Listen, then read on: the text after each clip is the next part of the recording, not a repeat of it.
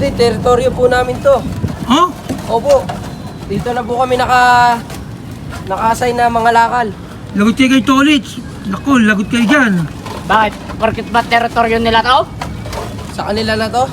Hindi. Hindi pwede. Nakakalakal lang kami dito. Parang kilala ko yan ha. Di ba yung kuya mong siga? Opo. Kaya pala wala kayo pinipili lugar. Basta kaya tatayo sa inyo yan ha. Opo. Bakit?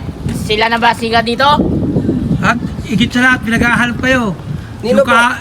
Maatbahan nyo, nawawalang yero kapon nung bagyo. Pinagbebenta nyo daw. Hindi Nako. po namin kasalanan yun. Lumilipad po yung mga yero. O, ba't yung binenta? Bahala na po sila doon. Bakit? Sila lang bang may karapatan na magbenta ng yero dito? Ikaw daw ang pinaka-pinuno ng bentahan ng yero kahapon. Lagot ka. Ha? Di Tingnan natin. tawagin mo sila. Oo. Kung sino naman yan nagre-reklamo na yan. Oh, bahala kayo ha. Ako nagpapaalala sa inyo. Hindi nyo teritoryo yan. Patay kayo ng Tolits ha. Yes, Oh. tawagin mo. Tawagin mo. Ba't nagtitinda ka? May ice candy? Oo. Meron ba? Pabili. Walang naman. Oh, grabe, tapang pala ng kuya mo, no? Opo. Napakalaki, no? Napakalaki ng boses. Oh, sige, sasabihin ko kay Tolits. Lagot kayo ngayon, ha? Sige. Bumalik ka. Bumalik ka, kuya. Sige, bahala kayo dyan. Dyan na kayo.